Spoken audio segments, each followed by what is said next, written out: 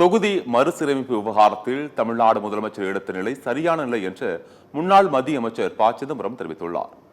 புதுக்கோட்டை மாவட்டம் ஆலங்குடியில் கிராம காங்கிரஸ் கமிட்டி அமைப்பு தொடர்பான ஆலோசனை கூட்டம் நடைபெற்றது. இதில் கலந்து கொண்ட முன்னாள் மத்திய அமைச்சர் ப சிதம்பரம் செய்தியாளர்களை சந்தித்தார். அப்போது பேசிய அவர், தொகுதி மறுசீரமைப்பு விவகாரத்தில் தமிழ்நாடு அமைச்சர் எடுத்த நிலை சரியான நிலை என்று தெரிவித்தார். வட மாநிலங்களில் ஒரு வளர்ச்சி விழுக்காடு, தென் மாநிலங்களில் ஒரு வளர்ச்சி விழுக்காடு என்றால் நம்முடைய குரல் ஒலிக்காது. இது கூட்டாட்சி முறை என்றும் கூறினார்.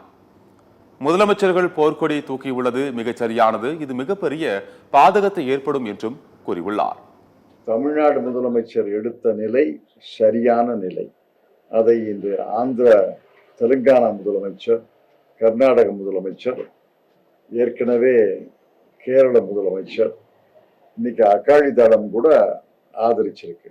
காரணம் ஒன்று தெரிஞ்சுக்கணும், மக்கள் தொகை கட்டுப்படுத்தப்பட்டு இருக்கிறது.